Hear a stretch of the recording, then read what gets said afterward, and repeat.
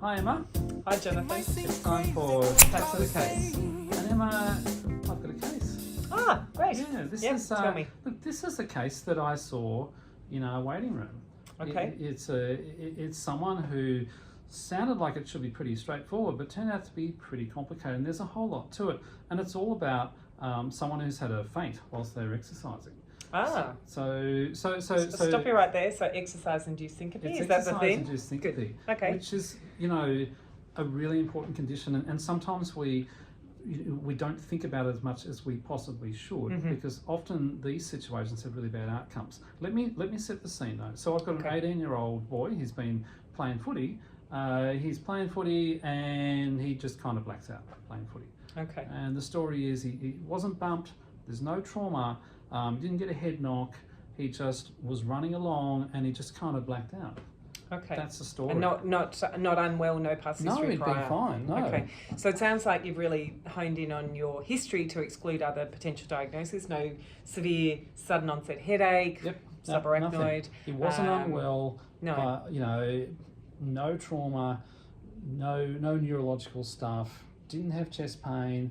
Was feeling good, and actually felt okay afterwards. Right. Okay. But he's just kind of blacked out whilst he's running. He's fainted, and he's coming as a faint. Okay. So any other assessment that you want? So Jonathan? I was going to ask you, anything else in history that you want to know from this kid? I guess you're going through all your differential diagnosis, in particular all the sort of catastrophic things that can kill, but that's I think what you're sort of saying, that nothing else had happened.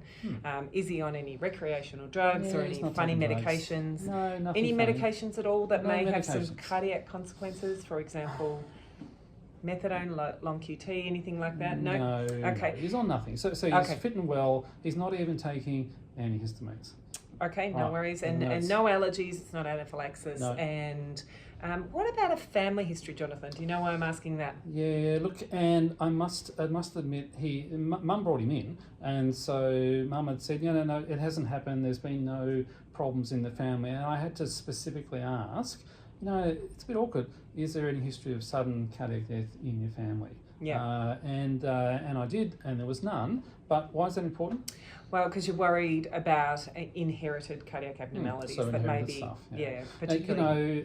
You can ask it different ways. Has anyone had any heart disease in the family? Well, of course, great Uncle Charlie has had it, and Granddad's just had a stent. But no, 18-year-old kid. No. Yeah. Okay, so no past history. So No. so No next medicines, steps. No medicines, no past history, no family history. It Yeah. sounds like just a normal long case kind of discussion, but Okay. that's all important. Alrighty, Yeah. and nothing in the social history and no alarming other things. Okay, so then we move on to examination. Do you examine your patients with your stethoscope? Well, I have to Jonathan? say, looking away, you examine patients, I do. Sometimes I even use the bedside echo. Right, As okay, it turns good. out. Okay. But I do. So I use a stethoscope. I'm not sure about your skills. What do you listen for, Emma? So I guess you're doing a whole examination, Jonathan, but you're also listening for the whole cardiovascular examination, Yep. which include starting at the taking hands, pulse, looking for what are they called? Janeway's lesions, clubbing, Osler's and nodes. all But those anyway, things. cut to the point. Cut to the case.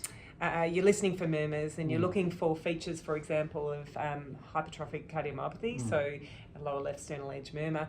But let's face it, our skill set's probably dwindled over the years in terms of we're now much more reliant on echo for diagnosis. Nevertheless, one of the patients I recently saw, I detected a very loud mitral regurg murmur. Oh, right. Something for okay. another All right, another day. But yes, I'd you love should. to. Yeah, okay. I would have liked to have been there for that one. Mitral regurg. Yeah, Yeah. absolutely. So valvular heart Yeah. disease. Now, it'd be unlikely, but it's still possible. That's why we listen, right? But So, then there's something bedside that we can do other than the echo, and what's that? what examination-wise we're talking? ECG. ECG, Yeah, of course. Yeah. Okay. So what was his ECG like, Jonathan? So it looked okay. It looked Okay. normal. What did you look for? Sinus rhythm, or anything abnormal, really. I looked for some clues. I looked for a reason to admit him because I Okay. thought abnormal ECG, I'd admit him. But I think that's why we're here. What am I supposed to look for on the ECG, Emma? I guess so. Are there things? So the things are there things that we mustn't miss? Well, the way I approach the ECG, Jonathan, is the same for every patient. I have make sure it's the right patient and have a look at the ECG. Rate rhythm axis, intervals. Rate rhythm axis. Name, date, rate. Name, date, rate. I like that. Rate rhythm axis, intervals, and then abnormalities of waves. And clearly, initially in syncope, you're looking for conduction abnormalities. And segue to one of the acronyms or mnemonics that I use, which is Can Quick Brad Walk Home. Quick Brad Walk Home. Okay, that's news to me. He's my inner nerd, but got it, Brad. it may not be useful for everyone, and if anyone else has a better one to use, then sing out. So C stands for CAN is conduction abnormality. So you're really interrogating all those intervals, the PR interval, because there can be abnormalities there, QRS, so the long QT. PR interval, is it some sort of heart block? That's right. Or a short PR interval, WPW. Yeah, that's right. Yeah. The Q stands for QT interval, speaking of. So can quick QT interval. Do you know the normal? I like it. Of course I do. What is it? And I was just about to ask you to make sure that you knew it. So about 480. 480. 470 for women, 480 for men. 470, yeah. Okay. Sorry, the other way around. And look, a lot of cardiologists... 470 for men, 480 for women. But right. really, a lot of cardiologists would say over 500. That's right. But the textbook, 470. For men, 480 for women. 480 for women. Realistically, between rates of 60 and 100, you're looking for greater than half the RI interval, as a quick guide. Yeah. And that's a nice thing. That's kind of what I did. Held it up. Yeah, that looks okay. All right. And when I've seen patients with torsades, they have a very, the ones I've seen have been, there's very obvious QT prolongation. Obviously, the longer the QT, the more likely you are to get into torsades. So they're the ones you've seen. Yes. So the ones I've seen have always been over 500. But that's not to say that something under 400 in that range is still a problem. So that's right. Yep. Anyway, moving right along. So Brad's where all the juicy stuff is. Brad's complicated. Brad He's a complex guy. Yeah. Brad is it's an odd part, but essentially it starts with Brugada, right ventricular infarct. Brad's got a thing for bras. Yeah. For what? Bras, BRA. Duh.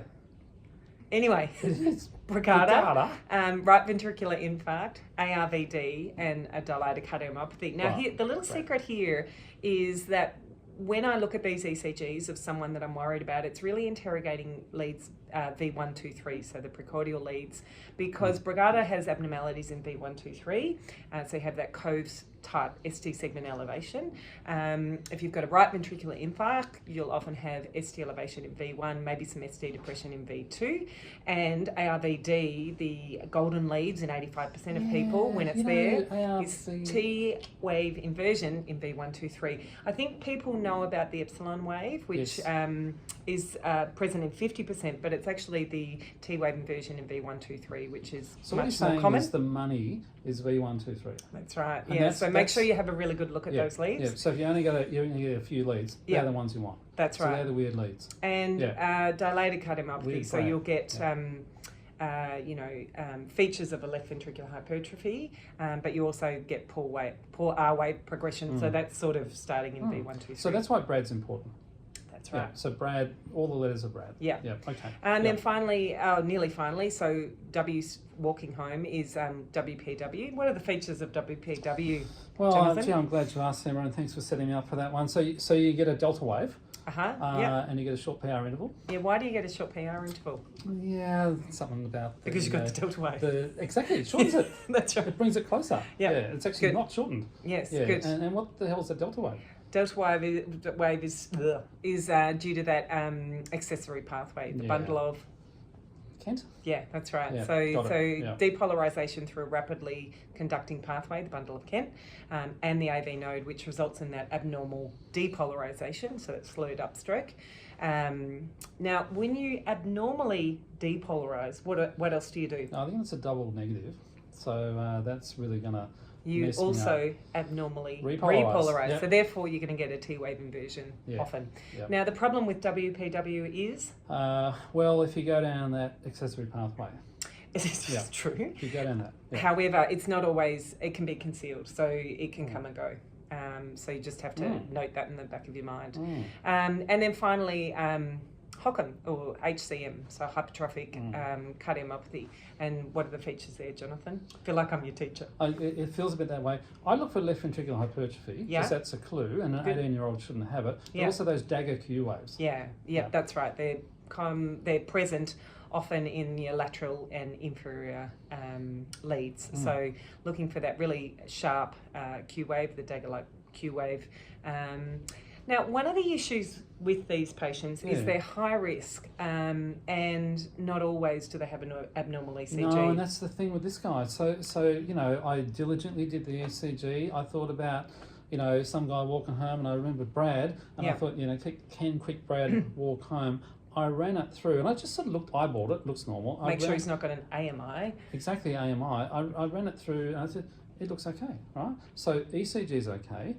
History concerning for the presenting complaint, you know, syncope on exertion, no past history, no meds, normal examination. Can I send him home? Because the ECG is normal. Well, what did you do? Yeah, so I spoke to cardiology. Good, and advocated for? Yeah, for admission. What for? For an echo. And good. I think, you know, that's the time that we then defer to our cardiology colleagues to get their expert opinion on what next. Because, why is that? Well, because you can miss things on the ECG. Yep. And an echo will find these things we're looking for. It's not going to find the conduction problems. It's going to find the HOCM and the valvular heart disease and the dilated cardiomyopathy. And they're the lethal things. So that'll complement the ECG.